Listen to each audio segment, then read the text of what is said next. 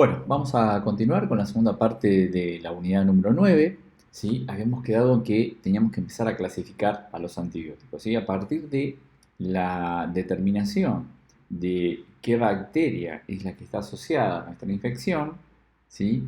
Eh, Su presencia o ausencia, su tinción positiva o negativa con la tinción de Gram, y luego nombre y apellido de esa bacteria y la especificidad de cuál es la mejor antibiótico-terapia, que eso sale del antibiograma, a las 72 horas aproximadamente, podemos empezar a clasificar los antibióticos, ¿sí?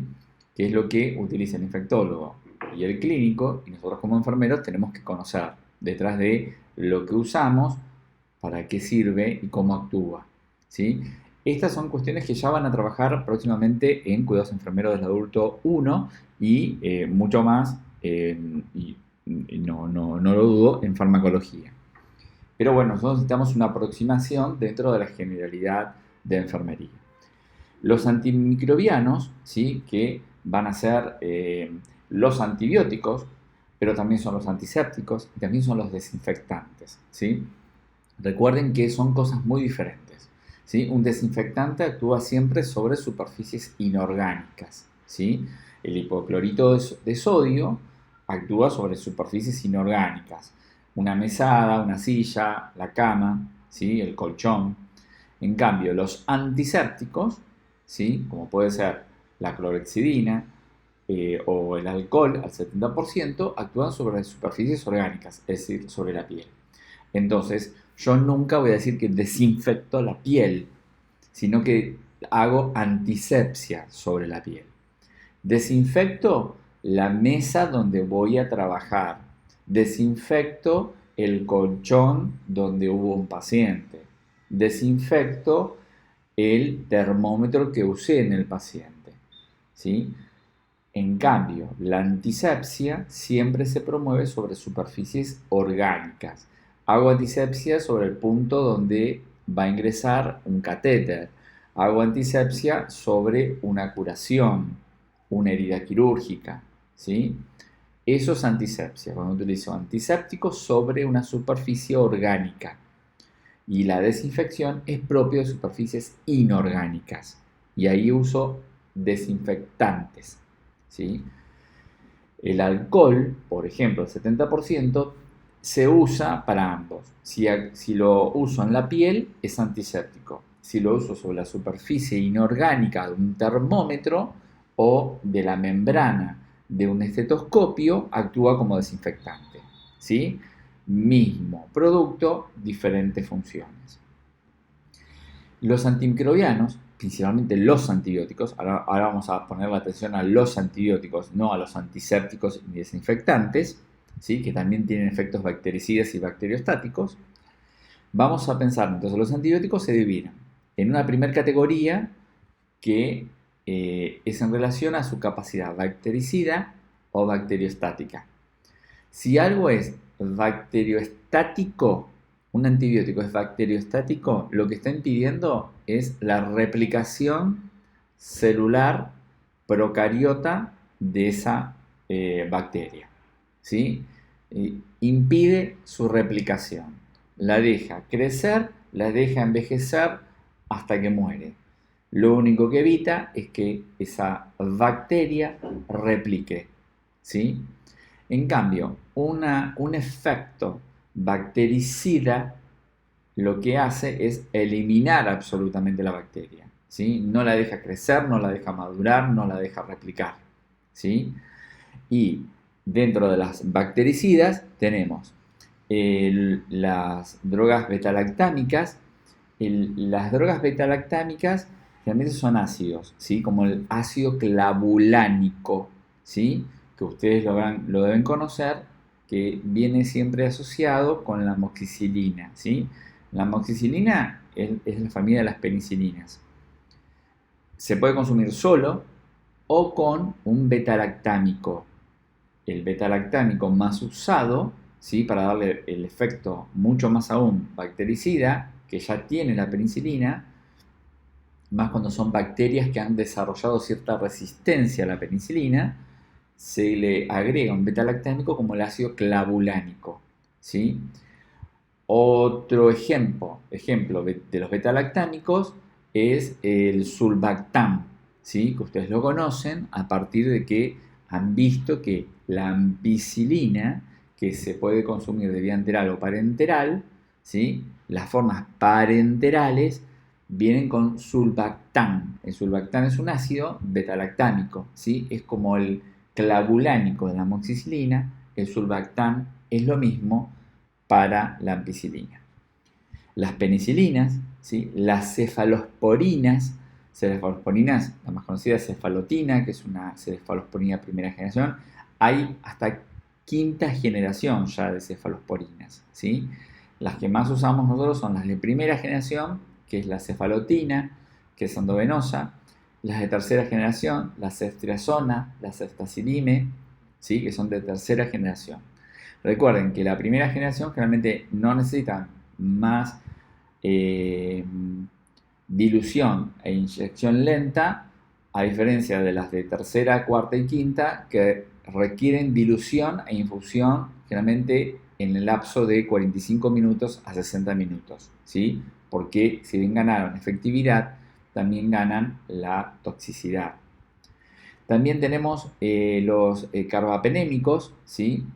Acá tenemos las drogas como el imipenem, el meropenem, los aminoglucósidos, ¿sí? Los más conocidos tenemos la micacina, la gentamicina, las quinolonas, ¿sí? Las quinolonas tenemos de primera, segunda y tercera generación, tenemos la ciprofloxacina, la norfloxacina y la levofloxacina, ¿no? Esas son drogas quinolonas.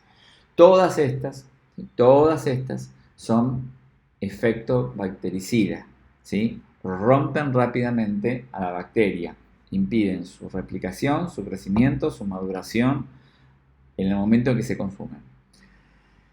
Las drogas y los antibióticos que se muestran más bacteriostáticos, digamos que impiden su replicación, pero dejan crecer y madurar hasta que la célula muere porque no puede replicarse, porque es una célula procariota, la bacteria. Tenemos las sulfamidas, la clindamicina, muy usado para las infecciones de piel, los macrólidos, ¿sí? Que es la familia de las drogas antibióticas donde tenemos la claritromicina, la citromicina, la eritromicina, ¿sí? Son todas drogas macrólidas, ¿sí? Las tetraciclinas no se están usando tanto, pero el cloranfenicol todavía sí, ¿sí? Para infecciones respiratorias. Entonces, tenemos drogas bacteriostáticas y bactericidas. Ambas familias, y acá hay que aclarar algo importante. La gente tiene la costumbre generalmente de automedicarse con mucha facilidad y frente a cualquier proceso inflamatorio sobre la vía aérea, principalmente la superior, ¿no? La faringitis o las laringitis, la gente ya promueve el consumo de antibióticos. Y tan rápido los consume y a veces hasta en menos de 24 horas el paciente refiere un bienestar muy diferente al que tenía antes de primera dosis de un antibiótico, ¿sí?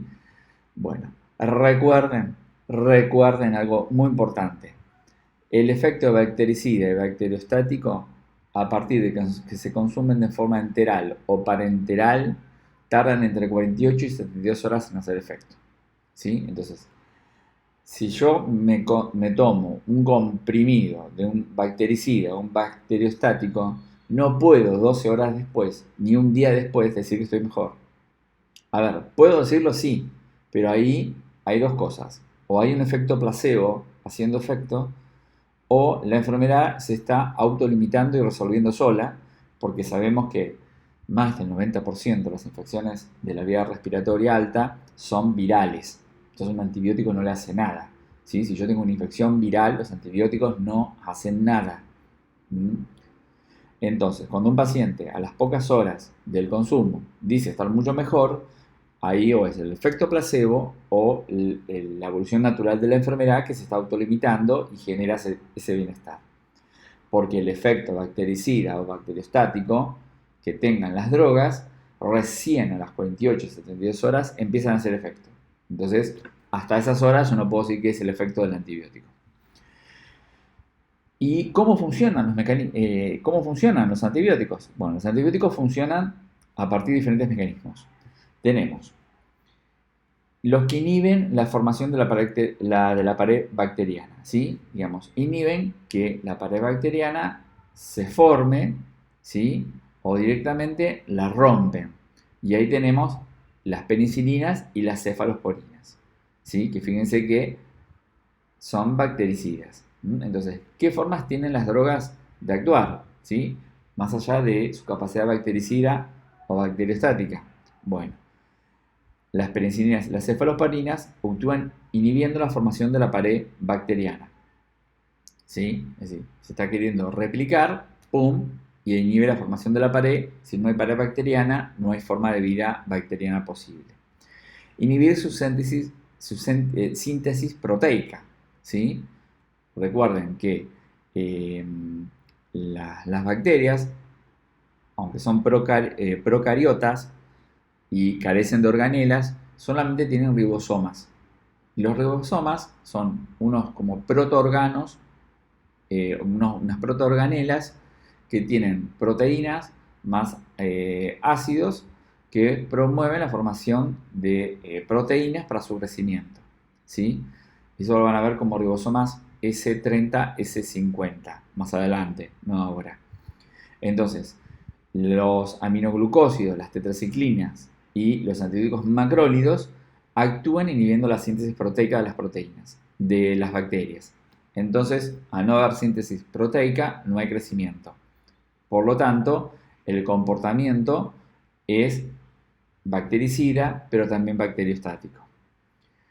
Las quinolonas son ejemplos de el efecto que tienen estos antibióticos de la familia de quinolonas en inhibir la duplicación del ADN que está disperso por el citoplasma de la célula procariota. Recuerden que las bacterias son procariotas y son células que no tienen núcleo específico, no tienen el ADN encerradito en un núcleo. Está esparcido en todo el citoplasma.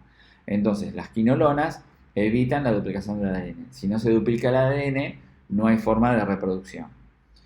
Los aminoglucósidos inhiben a la membrana de la pared bacteriana, ¿sí? Como también lo hacía las penicilinas y las cefalosporinas, ¿sí? Y luego la inhibición de las vías metabólicas, que son las que le permiten el consumo de energía de estas células procariotas y de sintetizar formas diferentes de energía celular. La trimetopina sulfametazol es una de las drogas, son dos drogas que más inhiben esas vías metabólicas. Bueno, esto fue en relación a la clasificación de los antibióticos, ¿no? Para saberse, a partir de esto es lo que ustedes más saben, qué usan. Bueno, ahora ya saben qué es bactericida, cuáles son bacteriostáticas y cómo por lo menos trabajan los antibióticos, inhibiendo la formación de la pared bacteriana, inhibiendo la síntesis proteica de las bacterias, inhibiendo la duplicación del ADN de estas bacterias, inhibiendo a la membrana plasmática y inhibiendo las vías metabólicas de producción de energía de estas células protocarióticas.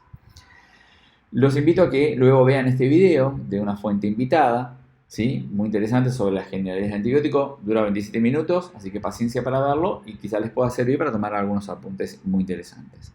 Acá se van a ir posteando los videos que yo estoy grabando de esta unidad, ¿sí?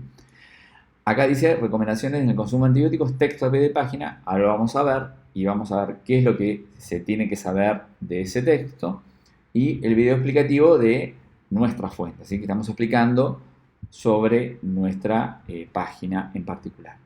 Vamos a ir al texto que dice que está a pie de página, ¿sí? Vamos al texto que está a pie de página y lo vamos a abrir. Recomendaciones para el consumo de antibióticos. Acá lo que quiero que veamos son algunas cuestiones que sí son importantes que las tengamos a mano, porque no hay que memorizarlas, sino que hay que entenderlas y usarlas, ¿sí? Esto sí es bueno que esté en los libros de procedimiento de nuestros servicios o bien en algún lugar de las paredes de de nuestros Office para que todos tengamos acceso, ¿sí? Toda esta información está sacado de los protocolos de atención actualizados 2019 del Hospital de Pediatría Samit Garrahan, acá en Argentina, así que son bastante actualizados y sirven tanto para el niño como para el adulto, ¿sí? Así que no hay que hacer ese distingo. La primera de ellas es la estabilidad de los antibióticos una vez diluidos. Quizás esto sí tenga un dejo más pediátrico porque a veces un frasco de ampolla al adulto le alcanza suficiente para ser consumido y al niño le sobra. Es decir, que un mismo frasco que en un adulto se usa perfectamente, todo y no nada sobra, en los niños generalmente se llama que terminan siendo múltiple dosis. Digamos, un frasco de 1 gramo de determinado antibiótico me puede servir para 3 dosis. En cambio, un adulto quizás es una sola dosis y no hay nada por guardar. En cambio, en pediatría sí. Y bueno, si a ustedes les pasara que tienen estos antibióticos dejando la mitad de un frasco, a la espera de ser consumido, lo pueden seguir guardando. Estas son algunas recomendaciones. Esto ya les digo, no es para memorizar, es para saber de su existencia y de su necesidad. Si yo tengo, por ejemplo, a ver, una micacina, ¿sí? Diluida, ¿sí? Dura 24 horas a temperatura ambiente o 60 días de forma refrigeradas. Cuando se dice formas refrigeradas, no es ni congelarla, ¿sí? Ni tenerla con geles fuera de una heladera. Generalmente el mejor lugar de una heladera de servicios de salud es a mitad del espacio de la heladera, no del congelador ni del freezer, o bien en esa mitad, ni abajo ni arriba. No se ponen las puertas, porque la puerta es lo que más se expone a la caída de la temperatura. Siempre a mitad de la heladera. No freezer, no congelador. Es decir, no frizar, no congelar estos productos. Y así todos los antibióticos. Por ejemplo, la ampicilina sulbactam, que recién la nombraban porque teníamos una penicilina más un betalactámico. A temperatura ambiente, una vez que yo la reconstituí, ven acá dice liofilizables, reconstituciones en el vial, ¿no? Es el frasquito que yo reconstituí, que le agregué solución salina normal o agua bidestilada. Entonces, una vez que yo la ampicilina sulbactam la diluí, ¿sí? En un frasquito, me dura 8 horas a temperatura ambiente y 48 a temperatura refrigerada, ¿sí? Muy bien. Sí, a ver, otros ejemplos. La cefalotina, ¿sí? Que tanto consumimos. 12 horas una vez constituida a temperatura ambiente y 96 horas una vez reconstituida pero refrigerada, ¿sí? Muy bien. Y hay algunas que fíjense que duran días, ¿sí? La cefotaxime, la ceftazidime, la ceftriaxona, que son drogas carísimas, ¿sí? Si bien están durando bastante a temperatura ambiente, también lo hacen refrigeradas, ¿sí? Recuerden, para que esto funcione, yo tengo que rotular. Tengo que hacer frasquito, poner en cuánto está diluido, qué fecha y hora fue reconstituido y quién lo hizo, ¿sí? Para que esto funcione, tiene que estar rotulado. Muy bien. Bueno, acá hay más drogas, ¿sí?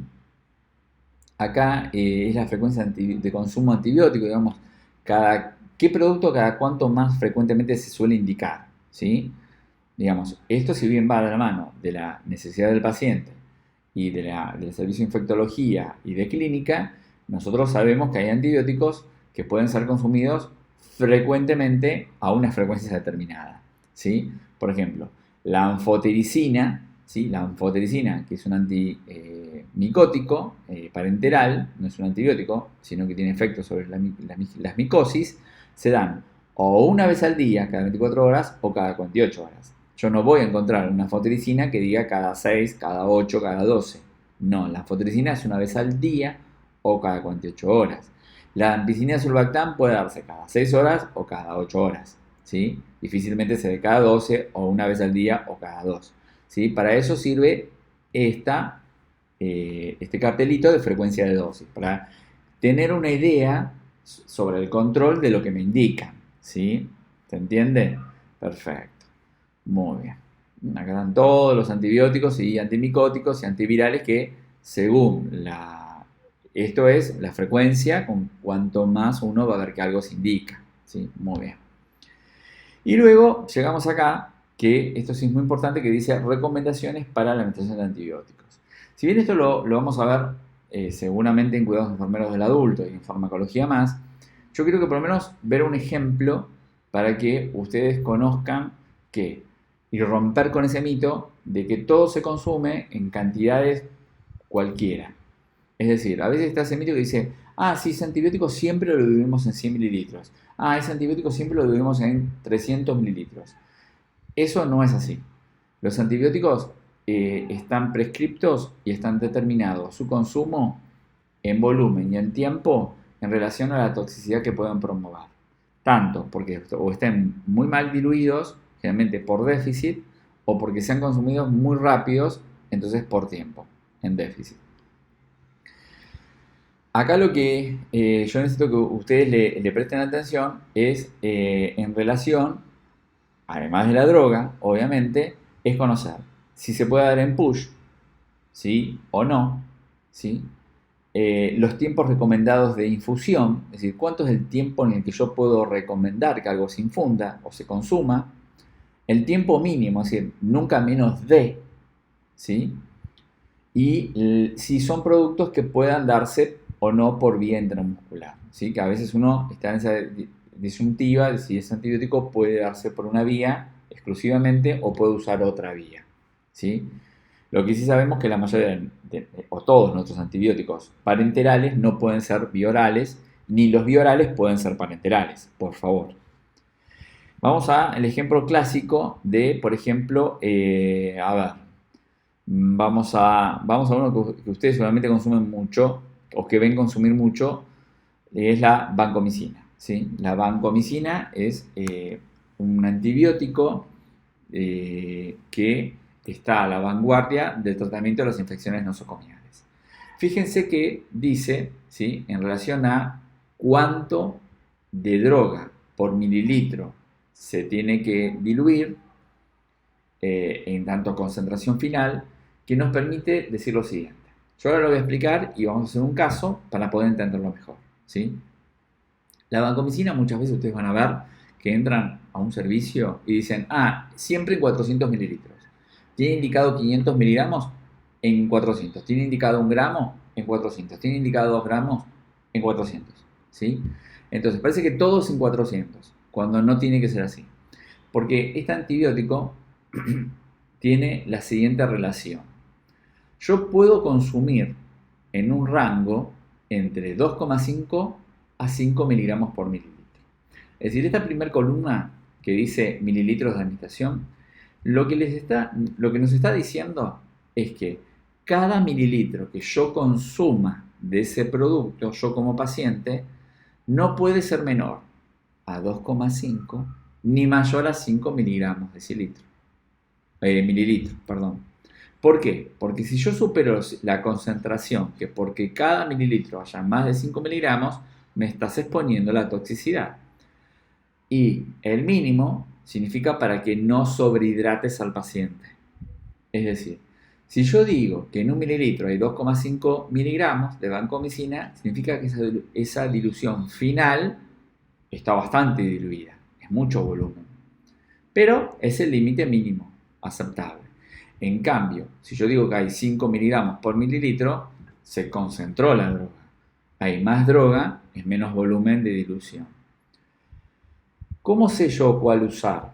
Bueno, esto generalmente lo determina el médico, pero nosotros vamos a ver por qué el médico elige una cosa o la otra. O por qué yo puedo evitar que todo siempre se diluya en 400 cuando puedo hacerlo en menos y no exponer al paciente ni a la toxicidad ni a la sobrehidratación. Por ejemplo, si yo tengo un paciente el cual sus accesos vasculares periféricos, ¿sí?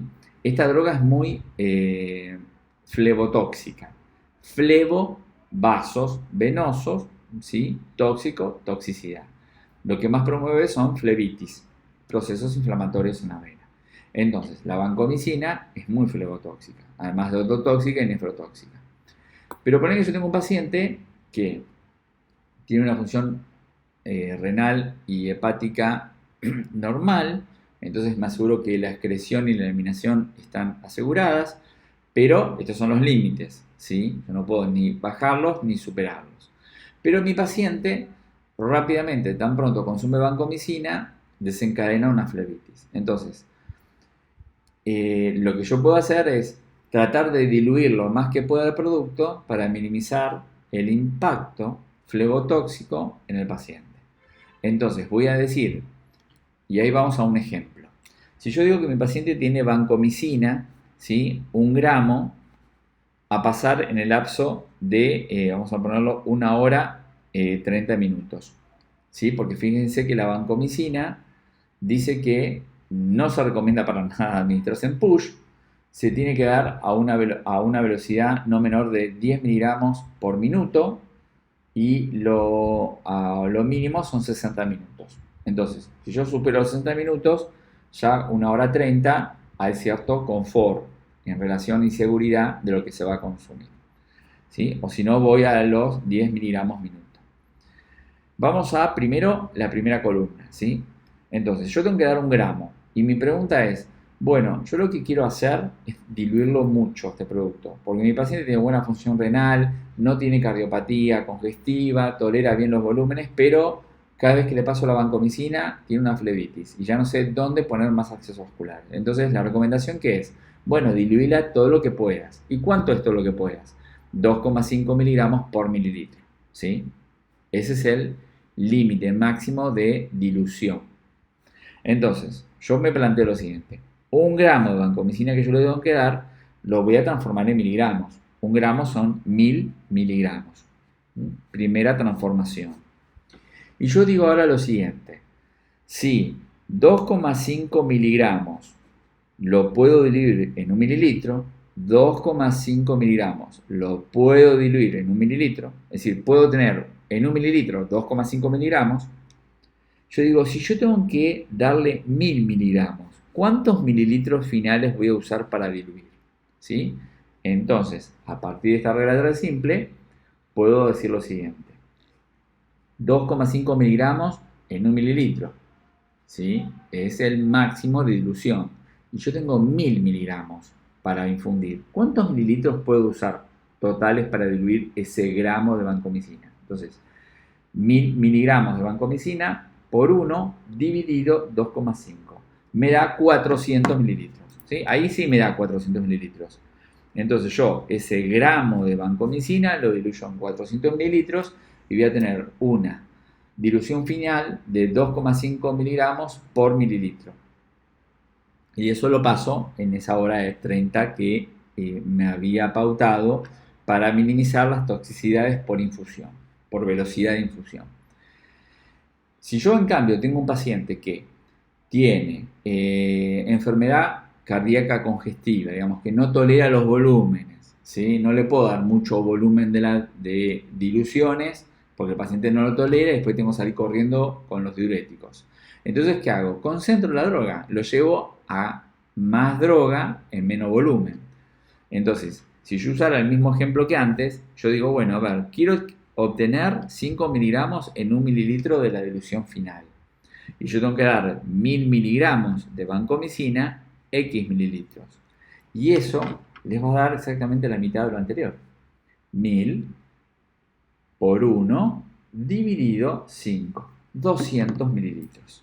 ¿Sí? Entonces yo en 200 mililitros voy a diluir ese gramo de vancomicina a pasar en 1 hora y 30. Entonces, ¿esto por qué es importante? Porque rompe con el mito de que todo se diluye en un volumen determinado. Porque no hace falta. Esto lo que exige es el criterio del conocimiento científico del médico y del enfermero. ¿Sí? ¿Qué necesita mi paciente? ¿Qué le puedo ofrecer yo? Muy bien. Acá vamos a volver para atrás. Muy bien. Ya hemos avanzado entonces en ese artículo después de la clasificación que yo les dije que por favor tengan a bien a verlo y a tenerlo siempre a mano. Recuerden, bueno, acá se celebra los 15 de octubre en el mundo, la importancia del lavado de manos, que este año ha tomado tanta relevancia, ¿sí? Fácilmente para compartir y recordar cómo nos higienizamos las manos. Y acá empieza el tema de infecciones hospitalarias, intrahospitalarias o nosocomiales. Y todas esas formas son sinónimas. Lo que yo les voy a dejar, ¿sí? Para que ustedes vean, es lean lo que hace a la definición según el Centro de Control de Infecciones o Enfermedades de Atlanta, Estados Unidos, que son rectores en cómo esto se define, ¿sí? En relación a las infecciones nosocomiales. Vean acá ya la importancia que se está dando en las heridas quirúrgicas, en el alta del paciente, hasta 30 días o más, si tiene o no prótesis. Un paciente que tiene una prótesis de cadera y se va de alta, hasta casi un año puede considerarse una enfermedad nosocomial, ¿sí? Una infección a punto partida de una prótesis de cadera durante todo el primer año postquirúrgico, si esa cadera se infecta, es considerada una infección nosocomial. Y el tratamiento es diferente, ¿sí? No es lo mismo el tratamiento antibiótico para una infección de la comunidad, que es la que se adquiere en la comunidad, que la que viene de mano de una hospitalización, aún habiendo sido antecedente. En este cuadro lo que se muestra es los criterios que permiten la identificación de las infecciones nosocomiales a partir del crecimiento de células bacterianas en sus cultivos, pero también lo único que yo quiero que en esta oportunidad reconozcamos es que las infecciones como punto de partida habíamos dicho que teníamos las vasculares a partir de la colocación de catéteres periféricos y centrales, las vesicales a partir de la inserción de sondas en la vejiga y la vía respiratoria a partir de solamente instrumental, por ejemplo, nebulizar, colocar una cánula nasal y no te digo cuando hay un tubo endotraqueal, también una puerta de entrada de las infecciones nosocomiales. Y por supuesto, las heridas de intervención quirúrgica también son puertas de entrada, ¿sí? Pero las tres primeras son vascular, vesical, respiratoria. Y luego tenemos las quirúrgicas. Hay algo que se llama la cadena epidemiológica, que esto lo van a ver mucho en enfermería comunitaria el próximo cuatrimestre, que lo que permiten es entender, ¿sí? Como una especie de cadena a modo y eslabones que se van uniendo y que van necesitando uno del otro para que se desencadene una infección. En este caso, una infección hospitalaria, ¿sí? Donde tenemos, por ejemplo, lo que se llama el agente causal, bacterias, hongos, priones o virus, ¿sí? Digamos, siempre hay alguien que causa la enfermedad. Para que se desencadene la enfermedad, en cualquiera de nosotros tiene que haber una puerta de salida, ¿sí? Es decir, una puerta de salida del agente causal. Es decir, la bacteria tiene que salir de algún lugar. ¿Y cómo sale la bacteria del cuerpo humano? Y puede salir de forma respiratoria, intestinal, urinaria, por piel o por mucosas, ¿sí? Por ejemplo, si yo tengo un paciente con diarrea aguda, ¿sí? Y yo no uso guantes y no me lavo las manos después, la salida de la enterobacteria que estaba en la diarrea salió por vía intestinal. Luego hay una vía de transmisión, es decir, bueno, ese agente causal que salió del cuerpo de una persona o de un animal. Ahora, ¿cómo puede transmitirse? Bueno, de forma directa, de persona a persona, o indirecta. Por ejemplo, encontrando vehículos que favorezcan la infección. Los fomites es todo lo que toca al paciente, ¿sí? Las sábanas, la cama, una baranda. Insectos, que son los artrópodos, ¿sí? Por ejemplo, el dengue, ¿sí? Es un virus que se transmite a partir de que necesita alguien que lo lleve, el mosquito Aedes aegypti, ¿sí? Además de haber encontrado ahora la forma de transmitirse, tiene que entrar a un huésped, ¿sí? Porque si no, ahí se cortaría la cadena, ¿sí? La idea es que todo lo que sale de un agente causal sea suficientemente controlada su salida y evitada su transmisión. Si yo me lavo las manos, ¿sí? Si yo uso barbijos, si uso gafas, ¿sí? Evito, o si uso recursos contaminados de un paciente con otro que no lo estaba, corto la vía de transmisión, ¿sí? Entonces acá, esto es importantísimo, acá es la identificación. ¿Qué tiene mi paciente? Puertas de salida, identificar cómo puede salir ese agente causal del paciente y diseminarse. Y las vías de transmisión se cortan a partir de los aislamientos. Si yo no uso buenos aislamientos, genero puertas de entrada, ¿sí? De que esa vía de transmisión entre en otro paciente o en mí.